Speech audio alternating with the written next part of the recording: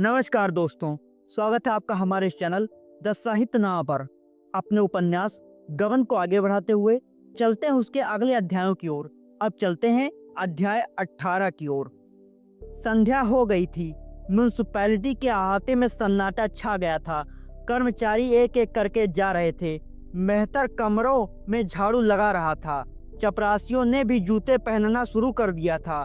खोचे वाले दिन भर की बिक्री के पैसे गिन रहे थे, पर रमानाथ अपनी कुर्सी पर बैठा रजिस्टर लिख रहा था। आज भी वह प्रातः काल आया था, पर आज भी कोई बड़ा शिकार न फंसा। वही 10 रुपए मिलकर रह गए। अब अपनी आबरू बचाने का उसके पास क्या उपाय था। रमा ने रतन को झांसा देने की ठान ली। वह खूब जानता था कि रतन की यह अधीरता केवल इसलिए है कि शायद उसके रुपए मैंने खर्च कर दिए। अगर उसे मालूम हो जाए कि उसके रुपए तत्काल मिल सकते हैं तो वह शांत हो जाएगी। रमा उसे रुपए से भरी हुई थैली दिखाकर उसका संदेह मिटा देना चाहता था। वह खजांची साहब के चले जाने की राह देख रहा था। उसने आज जानबूझकर देर की थी। आज की आमदनी के 800 रुपए उसके पास थे। इसे वह अपने घर ले जाना चाहता था। खजांची ठीक 4 बजे उठा। उसे क्या गरज थी कि रमा से आज की आमदनी मांगता। रुपए गिनने से ही छुट्टी मिली। दिन भर वहीं लिखते लिखते और रुपए गिनते गिनते बेचारे की कमर दुख रही थी। रमा को जब मालूम हो गया कि खजांची साहब दूर निकल गए होंगे तो उसने रजिस्टर बंद कर दिया और चपरासी से बोला, थैली उठाओ, जलकर जमा कराएं। चपरासी ने कहा, खजांची बाबू तो चले गए। रमा ने आंखें गाड़ कर कहा, खजांची बाबू चले गए? तुमने मुझसे कहा क्यों नहीं? अभी कितनी दूर गए होंगे? चपरासी, सड़क के नुक्कड़ तक पहुंच गए होंगे। रमानाथ, यह आमदनी कैसे जमा होगी? चपरासी, हुक्म हो तो बुला लाऊं। रमानाथ, अजी जाओ भी, अब तक तो कहा नहीं। अब उन्हें आधे रास्ते से बुलाने जाओगे? हो तुम भी निरे बछिया के ताऊ, आज ज्यादा छान गए थे क्या? खैर, रुपए इसी दराज में रखे रहेंगे, तुम्हारी जिम्मेदारी रहेगी। चपरासी, नहीं बाबू साहब, मैं यहाँ रुपए नहीं रखने दूंगा। सब घड़ी बराबर नहीं जाती। कहीं रुपए उठ जाएं तो मैं बेगुनाह मारा जाऊंगा। सुबीते का ताला भी तो नहीं है यहाँ। रमानाथ, तो फिर ये रुपए कहाँ रखूं? चपरासी, हुजूर अपने साथ लेते जाएं। रमा तो यह चाहता ही था। एक इक्का मंगवाया, उस पर रुपयों की थैली रखी और घर चला। सोचता जाता था कि अगर रतन भबकी में आ गई तो क्या पूछना, कह दूंगा 2 ही 4 दिन की कसर है। रुपए सामने देखकर उसे तसल्ली हो जाएगी। जालपा ने थैली देकर पूछा, क्या कंगन न मिला? रमानाथ, अभी तैयार नहीं था, मैंने समझा रुपए लेता चलूं, जिसमें उन्हें तस्लीन हो जाए। जालपा, क्या कहा सराफ ने? रमानाथ, क्या कहा, आजकल करता है, अभी रतन देवी आई नहीं। जालपा, आती ही होंगी, उसे चैन कहा। जब चिराग जले तक रतन न आई तो रमा ने समझा अब न आएगी। रुपए अलमारी में रख दिए और घूमने चल दिया। अभी उसे गए 10 मिनट भी न हुए होंगे कि रतन आ पहुंची और आते ही आते बोली, कंगन तो आ गए होंगे। जालपा, हाँ आ गए हैं, पहन लो। बेचारे कई दफा सराफ के पास गए, अभागा देता ही नहीं, हीले हवाले करता है। रतन, कैसा सराफ है कि इतने दिनों से हीले हवाले कर रहा है। मैं जानती कि रुपए झमेले में पड़ जाएंगे तो देती ही क्यों। न रुपए मिलते हैं न कंगन मिलता है। रतन ने यह बात कुछ ऐसे अविश्वास के भाव से कही कि जालपा जल उठी। गर्व से बोली, आपके रुपए रखे हुए हैं, जब चाहिए ले जाइए। अपने बस की बात तो है नहीं, आखिर जब सराफ देगा तभी तो लाएंगे। रतन, कुछ वादा करता है, कब तक देगा? जालपा, उसके वादों का क्या ठीक, सैकड़ों वादे तो कर चुका है। रतन, तो इसके माने यह है कि अब वह चीज ना बनाएगा। जालपा, जो चाहे समझ लो। रतन, तो मेरे रुपए ही दे दो, बाज आई ऐसे कंगन से। जालपा झमक कर उठी, अलमारी से थैली निकाली और रतन के सामने पटक कर बोली, ये आपके रुपए रखे हैं, ले जाइए। वास्तव में रतन की अधीरता का कारण वही था जो रमा ने समझा था। उसे भ्रम हो रहा था कि इन लोगों ने मेरे रुपए खर्च कर डाले, इसीलिए वह बार बार कंगन का तकाजा करती थी। रुपए देखकर उसका भ्रम शांत हो गया। कुछ लज्जित होकर बोली, अगर 2-4 दिन में देने का वादा करता हो तो रुपए रहने दो। जालपा, मुझे तो आशा नहीं है कि इतनी जल्दी दे दे। वह चीज तैयार हो जाएगी तो रुपए मांग लिए जाएंगे। रतन, क्या जाने उस वक्त मेरे पास रुपए रहे या ना रहे। रुपए आते तो दिखाई देते हैं, जाते नहीं दिखाई देते, न जाने किस तरह उड़ जाते हैं। अपने ही पास रख लो तो क्या बुरा। जालपा, तो यहाँ भी तो वही हाल है। फिर पराई रकम घर में रखना जोखिम की बात भी तो है। कोई गोलमाल हो जाए तो व्यर्थ का दंड लेना पड़े। मेरे ब्याह के चौथे ही दिन मेरे सारे गहने चोरी चले गए। हम लोग जागते ही रहे, पर न जाने कब आंख लग गई और चोरों ने अपना काम कर लिया। 10,000 की चपत पड़ गई। कहीं वही दुर्घटना फिर हो जाए तो कहीं के न रहें। रतन, अच्छी बात है, मैं रुपए लिए जाती हूँ, मगर देखना निश्चिंत ना हो जाना। बाबूजी से कह देना शराब का पिंड न छोड़ें। रतन चली गई। जालपा खुश थी कि सिर से बोझ टला। बहुधा हमारे जीवन पर उन्हीं के हाथों कठोरतम आघात होता है जो हमारे सच्चे हितैषी होते हैं। रमा कोई 9 बजे घूम कर लौटा। जालपा रसोई में बना रही थी। उसे देखते ही बोली, रतन आई थी, मैंने उसके सब रुपए दे दिए। रमा के पैरों के नीचे से मिट्टी खिसक गई। आंखें फैलकर माथे पर जा पहुंची। घबरा कर बोला, क्या कहा? रतन को रुपए दे दिए? तुमने किसने कहा था कि उसे रुपए दे देना? जालपा, उसी के रुपए तो तुमने लाकर रखे थे। तुम खुद उसका इंतजार करते रहे। तुम्हारे जाते ही वो आई और कंगन मांगने लगी। मैंने झल्ला कर उसके रुपए फेंक दिए। रमा ने सावधान होकर कहा, उसने रुपए मांगे तो न थे। जालपा, मांगे क्यों नहीं? हाँ, जब मैंने दे दिए तो अलबत्ता कहने लगी, इसे क्यों लौटाती हो, अपने पास ही पड़ा रहने दो। मैंने कह दिया, ऐसे सक्की मिजाज वालों का रुपए मैं नहीं खरकती। रमानाथ, ईश्वर के लिए तुम मुझसे बिना पूछे ऐसे काम मत किया करो। जालपा, तो अभी क्या हुआ? उसके पास जाकर रुपए मांग लाओ। मगर अभी से रुपए घर में लाकर अपने जी का जंजाल क्यों मोल लेंगे? रमा इतना निस्तेज हो गया कि जालपा पर बिगड़ने की भी शक्ति उसमें न रही। रुआसा होकर नीचे चला गया और स्थिति पर विचार करने लगा। जालपा पर बिगड़ना अन्याय था। जब रमा ने साफ कह दिया था कि ये रुपए रतन के हैं और उसका संकेत तक न किया कि मुझसे पूछे बगैर रतन के रुपए मत देना, तो जालपा का कोई अपराध नहीं। उसने सोचा इस समय झल्लाने और बिगड़ने से समस्या हल न होगी। शांत चित्त होकर विचार करने की आवश्यकता थी। रतन से रुपए वापस लेना अनिवार्य था। जिस समय वह यहाँ आई है, अगर मैं खुद मौजूद होता तो कितनी खूबसूरती से सारी मुश्किल आसान हो जाती। मुझको क्या सामत सवार थी कि घूमने निकला। एक दिन ना घूमने जाता तो कौन मरा जाता था। कोई गुप्त शक्ति मेरा अनिष्ट करने पर उताई हो गई थी। 10 मिनट की अनुपस्थिति ने सारा खेल बिगाड़ दिया। वह कह रही थी कि रुपए रख लीजिए। जालपा ने जरा समझ से काम लिया होता तो यह नौबत न काहे को आती।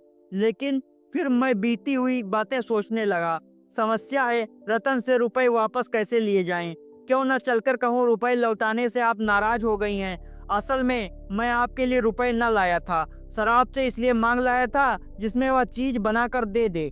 संभव है वह खुद ही लज्जित होकर क्षमा मांगे और रुपए दे दे। बस इस वक्त वहां जाना चाहिए। यह निश्चय करके उसने घड़ी पर नजर डाली। 8:30 बजे थे। अंधकार छाया हुआ था। ऐसे समय रतन घर से बाहर नहीं जा सकती। रमा ने साइकिल उठाई और रतन से मिलने चला।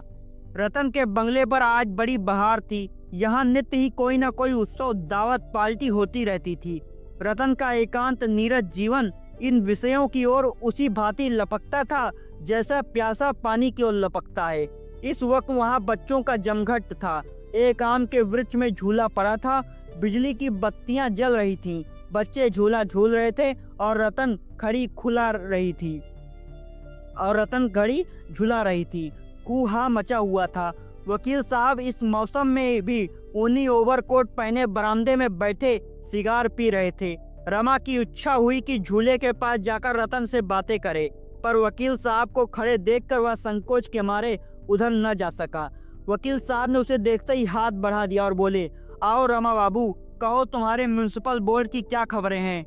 रमा ने कुर्सी पर बैठते हुए कहा, कोई नई बात तो नहीं हुई वकील। आपके बोर्ड में लड़कियां की अनिवार्य शिक्षा का प्रस्ताव कब पास होगा? और कई बोर्डों ने तो पास कर दिया। जब तक स्त्रियां की शिक्षा का काफी प्रचार न होगा, हमारा कभी उद्धार न होगा। आप तो यूरोप न गए होंगे हो। क्या आजादी है, क्या दौलत है, क्या जीवन है, क्या उत्साह है। बस मालूम होता है यही स्वर्ग है। और स्त्रियां भी सचमुच देवियां हैं। इतनी हंसमुख, इतनी स्वच्छंद यह सब स्त्री शिक्षा का स्वाद है।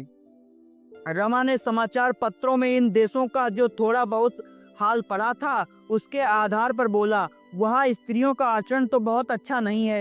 वकील, नॉनसेंस, आपने अपने देश की प्रथा है। आप एक युवती को किसी युवक के साथ एकांत में विचरते देखकर दांतों तले उंगली दबाते हैं। आपका अंतःकरण इतना मलिन हो गया है कि स्त्री पुरुष को एक जगह देखकर आप संदेह किए बिना रह नहीं सकते। पर जहाँ लड़के और लड़कियाँ एक साथ शिक्षा पाते हैं वहाँ यह जाति भेद बहुत महत्व की वस्तु नहीं रह जाती। आपस में स्नेह और सहानुभूति की इतनी बातें पैदा हो जाती हैं कि कामुकता का अंश बहुत थोड़ा रह जाता है। यह समझ लीजिए कि जिस देश में स्त्रियों की जितनी अधिक स्वाधीनता है वह देश उतना ही सभ्य है। स्त्रियों को कैद में, पर्दे में या पुरुषों से कोसों दूर रखने का तात्पर्य यही निकलता है कि आपके यहाँ जनता इतनी आचार भ्रष्ट है कि स्त्रियों का अपमान करके भी जरा संकोच नहीं करती। युवकों के लिए राजनीति, धर्म, ललित कला, साहित्य, दर्शन, इतिहास, विज्ञान और हजारों ही ऐसे विषय हैं जिनके आधार पर ये युवतियों से गहरी दोस्ती पैदा कर सकते हैं। काम लिप्सा उन देशों के लिए आकर्षण का प्रधान विषय है जहां लोगों की मनोवृत्तियां संकुचित रहती हैं। मैं साल भर यूरोप और अमेरिका में रह चुका हूं। कितनी सुंदरियों के साथ मेरी दोस्ती थी, उनके साथ खेला हूं, नाचा भी हूं, पर कभी मुंह से ऐसा शब्द न निकलता था जिसे सुनकर किसी युवती को लज्जा से सिर झुकाना पड़े। और फिर अच्छे और बुरे कहाँ नहीं हैं। रमा को इस समय इन बातों में कोई आनंद न आया। वह तो इस समय दूसरी ही चिंता में मग्न था। वकील साहब ने फिर कहा, जब तक हम स्त्री पुरुषों को आबाद रूप से अपना अपना मानसिक विकास न करने देंगे हम अवनति की ओर खिसकते चले जाएंगे।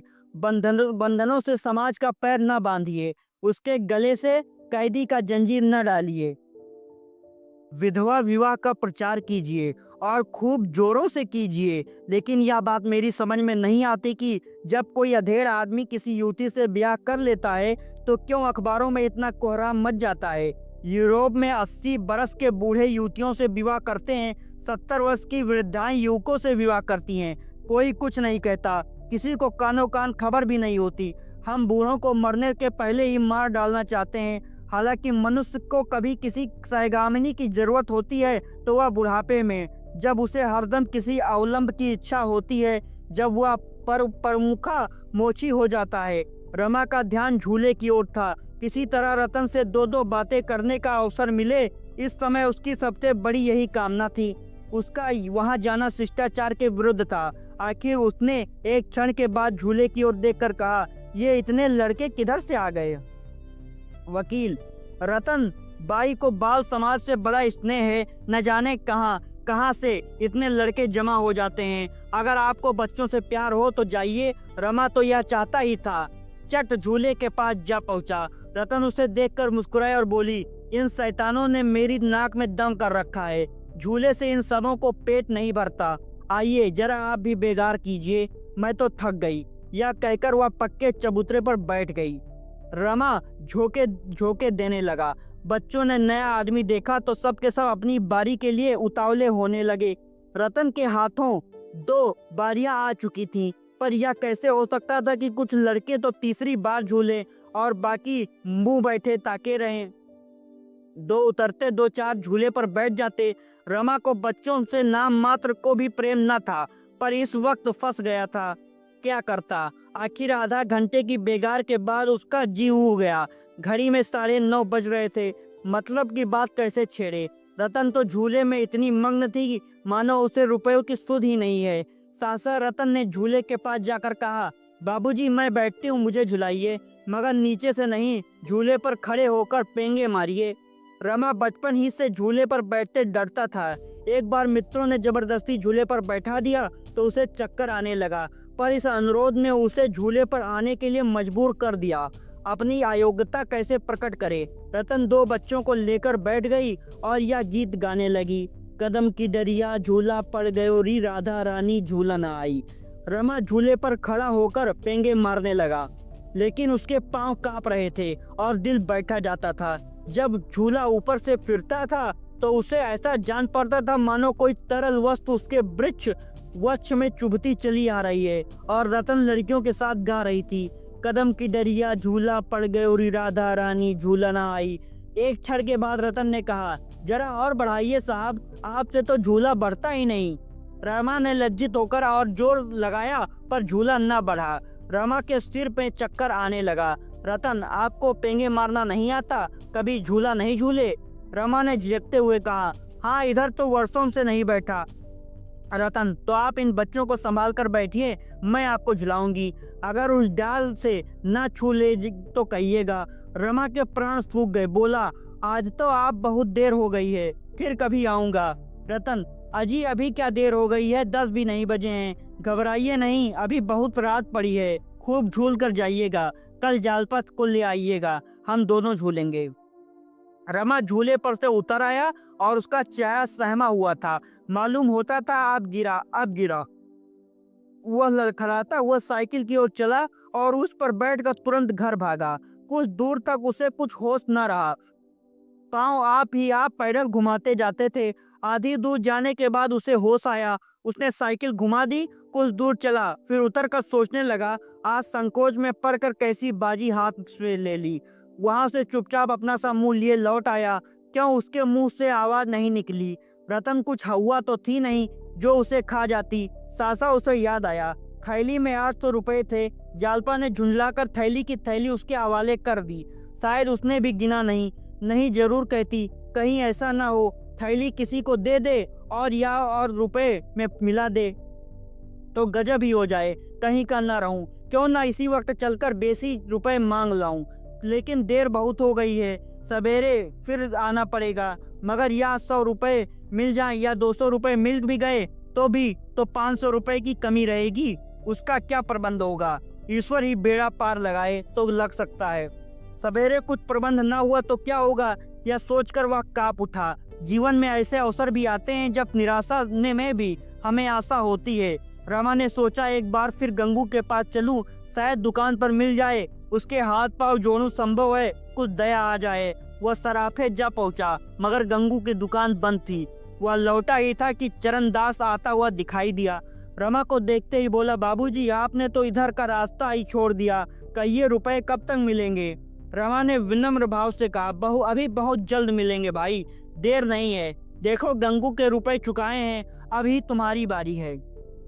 चरणदास, वह सब किस्सा मालूम है। गंगू ने होशियारी से अपने रुपए न लिए होते तो हमारी तरह टापा करते। साल भर तो हो रहा है, रुपए सैकड़ों का सूद भी रखिए तो 84 रुपए होते हैं।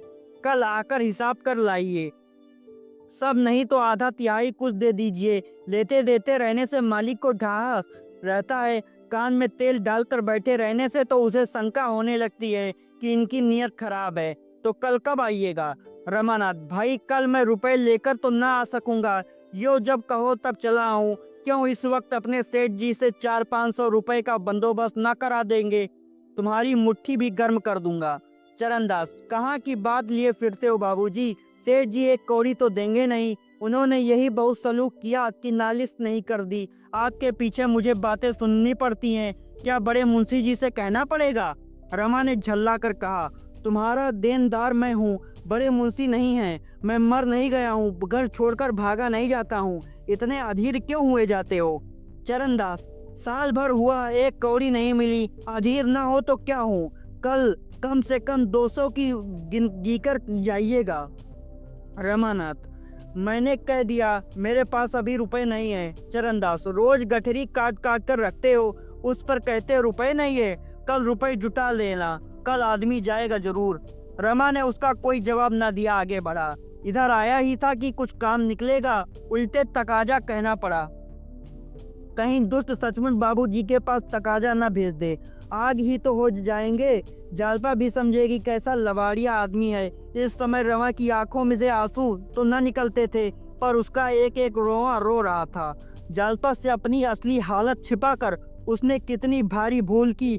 वह समझदार औरत है। अगर उसे मालूम हो जाता कि मेरे घर में भूसी भांग भी नहीं है तो वह मुझे कभी उधार गहने न लेने देती। उसने तो कभी अपने मुंह से कुछ कहा नहीं। मैं ही अपनी शान जमाने के लिए मरा जा रहा था। इतना बड़ा बोझ सिर पर लेकर भी मैंने क्यों किफायत से काम नहीं लिया? मुझे एक एक पैसा दांतों से पकड़ना चाहिए था। साल भर में मेरी आमदनी सब मिलाकर 1,000 से कम न हुई होगी। अगर किफ़ायत से चलता तो इन दोनों महाजनों के आधे आधे रुपए जरूर अदा हो जाते, मगर यहाँ तो सिर पर सामत सवार थी। इसकी क्या जरूरत थी कि जालपा मोहल्ले भर की औरतों को जमा करके रोज सैर करने जाती। सैकड़ों रुपए तो तांगे वाला ले गया होगा, मगर यहाँ तो उस पर रोब जमाने की पड़ी हुई थी। सारा बाजार जान जाए कि लाला मेरे लफंगे हैं, पर अपनी स्त्री न जानने पाए। वारी बुद्धि, दरवाजे के लिए पर्दों की जरूरत क्या थी? 2 लैंप क्यों लाया? नई किवाड़ लेकर चारपाइयाँ क्यों बनवाई? उसने वास्ते ही अपन उन खर्चों का हिसाब तैयार किया जिन्हें उसकी हैसियत के आमदनी को टालना चाहिए था। आदमी जब तक स्वस्थ रहता है तो उसे उसकी चिंता नहीं रहती कि वह क्या खाता है, कितना खाता है, कब खाता है। लेकिन जब कोई विकार उत्पन्न हो जाता है तो उसे याद आती है कि कल मैंने पकौड़ियाँ खाई थी। विजय बहुमुखी होती है, पराजय अंतर्मुखी। जालपा ने पूछा, कहाँ चले गए थे? बड़ी देर लगा दी। रमाना, तुम्हारे कारण रतन के बंगले पर जाना पड़ा। तुमने 100 रुपए उठाकर दे दिए, उसमें 200 रुपए मेरे भी थे। जालपा, तो मुझे क्या मालूम था? तुमने कहा भी तो ना था। मगर उनके पास से रुपए कहीं जा नहीं सकते, वह आप ही भेज देंगी। रमाना, माना, पर सरकारी रकम तो कल दाखिल करनी पड़ेगी। जालपा, कल मुझसे 200 रुपए ले लेना, मेरे पास हैं। रमा को विश्वास न आया, बोला, कहीं हो न तुम्हारे पास, इतने रुपए कहाँ से आए? जालपा, तुम्हें इससे क्या मतलब? मैं तो 200 रुपए देने को कहती हूँ। रमा का चेहरा खिल उठा, कुछ कुछ आशा बंधी। 200 रुपए या दे दे, 200 रुपए रतन से ले लूं, 100 रुपए मेरे पास ही हैं, तो कुल 300 की कमी रह जाएगी। मगर यही 300 रुपए कहाँ से आएंगे? ऐसा कोई नजर न आता था जिससे इतने रुपए मिलने की आशा की जा सके। हाँ, अगर रतन सब रुपए दे दी तो बिगड़ी बात बन जाए। आशा का यही एक आधार रह गया था। जब तक खाना खाकर लेटा तो जालपा ने कहा, आज किस सोच में पड़े हो? रमाना, सोच किस बात की? क्या मैं उदास हूँ? जालपा, हाँ, किसी चिंता में पड़े हो, मगर मुझसे बताते नहीं हो। रमानाथ, ऐसी कोई बात होती तो तुमसे छिपाता। जालपा, हुआ, तुम अपने दिल की बात मुझसे क्यों कहोगे? ऋषियों की आज्ञा नहीं है। रमानाथ, मैं उन ऋषियों के भक्तों में नहीं हूँ। जालपा, हुआ तो सब मालूम होता जब मैं तुम्हारे हृदय में बैठकर देखती। रमानाथ, वहां तुम अपनी प्रतिमा देखती। रात को जालपा ने एक भयंकर स्वप्न देखा। वह चिल्ला पड़ी। रमा ने चौंक कर पूछा, क्या है जालपा, क्या स्वप्न देख रही हो? जालपा ने इधर उधर घबराई हुई आंखों से देखकर कहा, बड़े संकट में जान पड़ी थी, न जाने कैसा सपना देख रही थी। रमानाथ, क्या देखा? जालपा, क्या बताऊं, कुछ कहा नहीं जाता। देखती थी कि तुम्हें कई सिपाही पकड़े लिए जा रहे हैं। कितना भयंकर रूप था उनका। रमा का खून सूख गया। 2-4 दिन पहले इस स्वप्न को उसने हंसी में उड़ा दिया होता। इस समय वह अपने को सशंकित होने से न रोक सकता, पर बाहर से हंसकर बोला, तुमने सिपाहियों से पूछा नहीं इन्हें क्यों पकड़े लिए जाते हो? जालपा, तुम्हें हंसी सूझ रही है और मेरा हृदय कांप रहा है।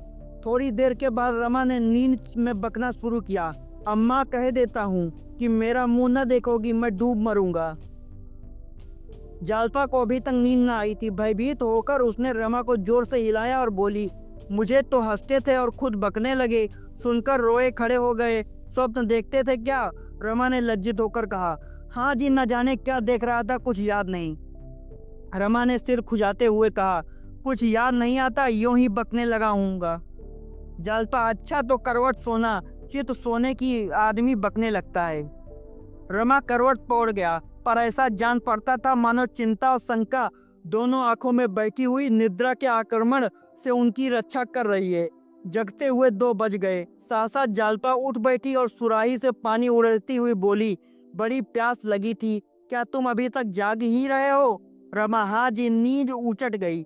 मैं सोच रहा था तुम्हारे पास 200 रुपए कहाँ से आ गए, मुझे इसका आश्चर्य है। जालपा, ये रुपए मैं मायके से लाई थी, कुछ विदाई में मिले थे, कुछ पहले से रखे थे। रमाना, तब तो तुम रुपए जमा करने में बड़ी कुशल हो, यहाँ क्यों नहीं कुछ जमा किया? जालपा ने मुस्कुरा कर कहा, तुम्हें पाकर अब रुपए की परवाह नहीं रही। रमाना, अपने भाग को कोसती होगी। जालपा, भाग को क्यों कोसूं? भाग को वह औरतें रोएं जिनके पति निखट्टू हों, शराबी हों, दुराचारी हों, रोगी हों, तानों से स्त्री को छेदता रहे, बात बात पर बिगड़े, पुरुष मन का तो स्त्री उसके साथ उपवास करने भी प्रसन्न रहेगी। रमा ने विनोद भाव से कहा, तो मैं तुम्हारे मन का हूँ। जालपा ने प्रेम पूर्ण गर्व से कहा, मेरी जो आशा थी उसने तुम कहीं बढ़कर हो। मेरी 3 सहेलियां हैं, एक का भी पति ऐसा नहीं। एक एमए है और पर सदा रोगी, दूसरा विद्वान भी है और धनी भी है पर वेश्यागामी है, तीसरा घरमुखसु है और बिल्कुल निखट्टू। रमा का हृदय गदगद हो उठा। ऐसी प्रेम की मूर्ति और दया की देवी के साथ उसने कितना बड़ा विश्वासघात किया। इतना दुराव रखने पर भी इसे मुझसे इतना प्रेम। तो मैं अगर उससे निष्कपट होकर रहता तो ये मेरा जीवन कितना आनंदमय होता। तो दोस्तों, यह था गबन उपन्यास का भाग 18। अब मिलते हैं अगले अध्यायों में। धन्यवाद दोस्तों।